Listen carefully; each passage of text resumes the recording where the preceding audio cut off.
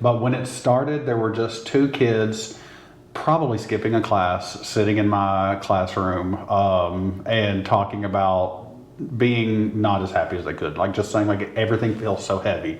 And I heard one of them say, I just wish there was like a club where it was just about happiness.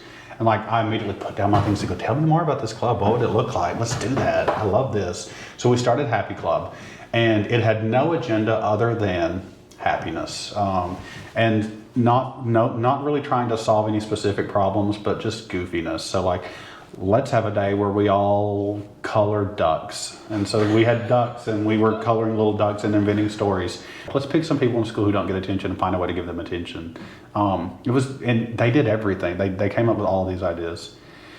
The other club is Open Light. And so the kids have a way of showing you those parts of yourself you don't want to think about. And so when we started it, they basically said, can we have a Gay Straight Alliance? And I was like, oh gosh, I'm not tenured. Let's be honest, I don't know about this. And then I felt like the guilt just like tearing through me. And so I said, yes, we can do this. They said, we want this to be a club that's really about the voiceless at the school. But over time, they kept saying, I just feel like we're disappearing in the process. Like it doesn't even say LGBT. So last year, I was like, you all are right. I wish we had done this years ago. Let's put LGBT right in the forefront. And so now this club is one that's specifically, it's about all concerns with particular emphasis. But I had no idea what it would be. And so I said, what do you all want to do? And so they chose the president and vice president. But they even came up with the idea that there would be a president.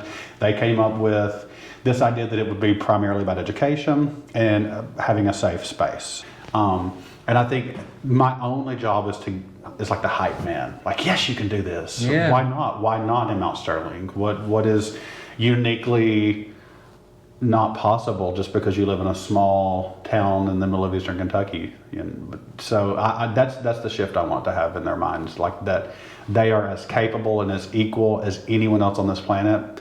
And I think in part it's almost like I'm trying to convince the child in myself that this is true, because I don't think I grew up feeling that. I think I grew up thinking I lived at the absolute bottom of the earth and that nothing was possible.